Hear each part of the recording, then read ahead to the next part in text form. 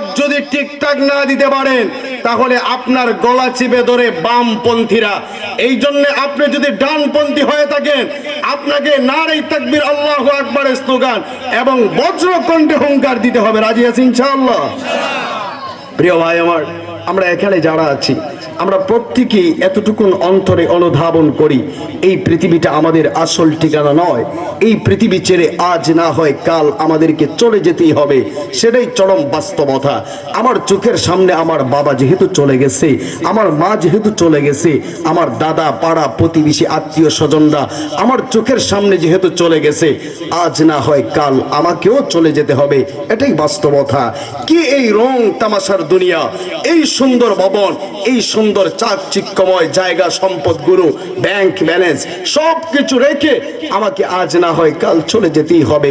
দুনিয়ার মুহে পড়ে, দুনিয়ার মায়ায় পড়ে, বিপিএল এর পাল্লায় পড়ে তোমার নিজের ইমানটুকুন বিক্রি করে দিচ্ছ। তুমি এদিক সেদিক ছুটে বেড়াচ্ছ, কোন জায়গায় গেলে শান্তি পাওয়া যায়, কোন জায়গায় গেলে আশ্রয় পাওয়া যায়, এই চিন্তা ফিকির তুমি করতেছো। ও প্রিয় ভাই, ও মুরব্বী বাবা, যুবক ভাই, ভালো করে মনে রাখেন, আজ না হয় কাল যখন আপনি কবরের জগতে চলে যাবেন, আল্লাহ তাআলা বলবেন আমার মুমিন বান্দা যখন এই পৃথিবীতে আর নাই, আমি এই পৃথিবী আর রাখবো না। পৃথিবীটাকে আল্লাহ মেচা কার করে দিবেন, ধ্বংস করে দিবেন। মনে করেন পৃথিবী শেষ। পৃথিবী শেষ হওয়ার পরে আল্লাহ তাআলা আপনাকে আমাকে আবার উঠাবেন। ওই সময় যে উঠবো সেটা হবে হাসরের মাঠে উঠা। হাসরের মাঠে আল্লাহ তাআলা আপনাকে আমাকে উঠিয়ে রব ওই দিন বিচার কার্যক্রম শুরু করে দিবেন। যার গুনাহের পাল্লা বাড়ি হবে আল্লাহ বলবেন হতচ্ছাড়ার দল, আজকে জাহান্নামে চলে যা। যার নেকের পাল্লা ওজন হয়ে যাবে রব ডেকে ডেকে বলবেন বান্দা আহলান সাহলান, তুমি আমার জান্নাতে চলে যাও। আল্লাহর কোরআনের শাসনটা কায়েম করে, বেশি লাগবে না, মাত্র 4-5টা আইন অন্তত বাস্তবায়ন করে। পুরো কোরআন তো আপনি বাস্তবায়ন করবেন না আমি জানি, তবে আপনি 4-5টা আইন বাস্তবায়ন করেন। এর ভিতরে একটা আইন হলো আপনি আদাল ইনসাফ ভিত্তিক একটা রাষ্ট্র প্রতিষ্ঠা করেন, যেই রাষ্ট্রের ভিতরে কোনো বৈষম্য থাকবে না, যেই রাষ্ট্রের ভিতরে আমার ভাই বিনা অপরাধে 17 বছর জেলখানায় থাকবে না। লুৎফুজ্জামান বাবরের মতো একজন মানুষ, সে কিনা 17 বছর বিনা অপরাধে জেলখানায় ছিল। ওই লুৎফুজ্জামান বাবর যখন বাহির হলো তাকে সবাই বলতেছে যে আপনার কি অপরাধ? কয় আমাকে আদালত খালাস দিছে, আমার কোনো অপরাধ নাই। আপনি এখন তার 17 বছর ফিরিয়ে দেন, আপনি তো পারবেন না। বিডিআর বিদ্রোহের ভিতরে 11 বছর পরে 12 বছর পরে আজকে অনেকে রিলিজ পাচ্ছে, সে মুক্তি পাচ্ছে। আপনি তার 11 বছর ফিরিয়ে দেন, আপনি তো তার 11 বছর ফিরিয়ে দিতে পারবেন না। এই জন্য আমি বলবো আদল ভিত্তিক ইনসাফ ভিত্তিক রাষ্ট্র প্রতিষ্ঠা করে, তাহলে আপনার এই সমাজের ভিতরে কেউ বিনা অপরাধে জেলে থাকবে না। কথা বলেন ঠিক কিনা? চুরির বিচারটা একটু কায়েম করেন। কি বিচার? চুরি করলে হাত কেটে দেন, এটা কায়েম করেন। আপনি যদি বাংলাদেশে 4-5টা চোরকে বাইতুল মুকাররমের সামনে দাঁড় করিয়ে তাদের হাত টুকুন কেটে দিতে পারেন, বাংলাদেশ থেকে এমনিতেই চুরি বন্ধ হয়ে যাবে। কথা বলেন ঠিক কিনা? এটা তো পারেন না। উল্টা পাল্টা যত আইন আছে ওই আইন পাশ করে, এই আইন পাশ করেন, কয়েকটা আইন পাশ করেন, দেখবেন দেশ আলিফের মতো সুযোগ হয়ে যাবে। কথা বলেন ঠিক কিনা? আর আমাদের দেশের বিচার ব্যবস্থা হলো স্বজন প্রীতি। আমি চেয়ারম্যান, আমার নাতির গোড়ের ফতির হের গোড়ের হেরও যদি কোনো বিচার আসে হেও মাফ, কোনো বিচার নাই। কিন্তু গরিব মানুষ কোনো দোষ করলে, নিরীহ মানুষ কোনো দোষ করলে গলা চেপে ধরে। কথা বলেন ঠিক কিনা? ছোট্ট একটি উদাহরণ আপনাদেরকে দিচ্ছি। আল্লাহর হাবিব বিশ্ব নবী সাল্লাল্লাহু আলাইহি ওনার বংশের একজন মহিলা চুরির ভিতরে ধরা যখন পড়ে গেল, রাসূলের কাছে খবর গেল। আল্লাহ রাসূল বললেন আমার মহিলা, আমার বংশের মহিলার যখন চুরির ভিতরে ধরা পড়েছে, আগামী কাল তার বিচার করা হবে, তার হাতটা কেটে দেওয়া হবে। মসজিদের সামনে আমি হাত কেটে দেব। এই কথাগুলো যখন সাহাবায়ে কেরামদের কাছে গেল, সাহাবায়ে কেরামরা ওনার একজন ছোট্ট নাতি ছিল হুসামা ইবনে যায়েদ, হুসামাকে ডেকে বলল ও হুসামা তুমি একটু রাসূলের কাছে যাও, গিয়ে রাসূলকে গিয়ে বলো দাদা যান, যাতে করে আপনার বংশের ওই মহিলার হাতটা না কাটা হয়।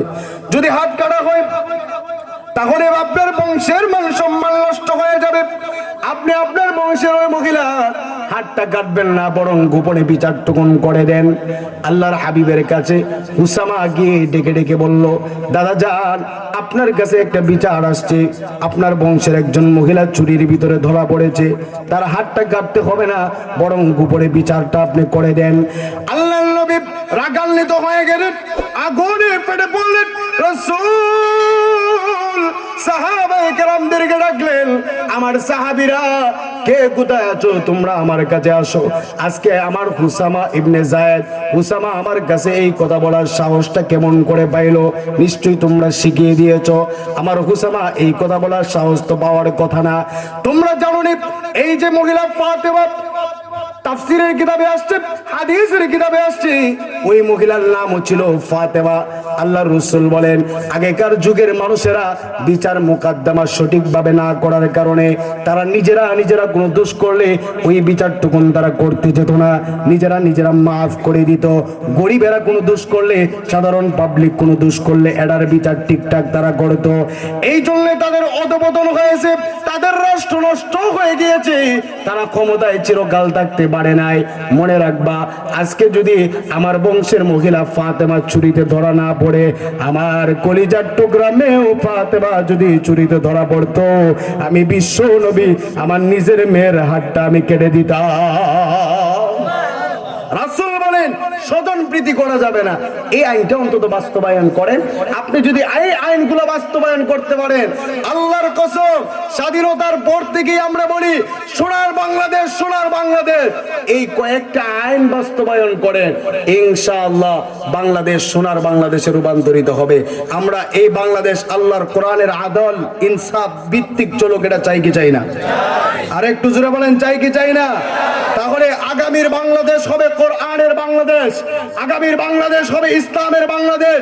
এই জন্য আমরা তরুণরা, মুরব্বীরা যা করার লাগে তাই করব। আমরা আগামীতে অন্য কোনো তন্ত্রমন্ত্র চাই না, বরং আল্লাহর এই কোরআনকে ক্ষমতায় দেখতে চাই। কথা বলেন ঠিক কিনা?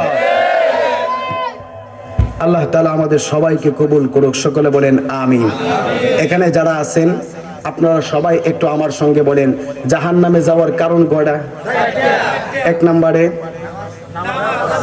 জোরে কোন নামে, 2 নাম্বার গরিবদেরকে, 3 নাম্বার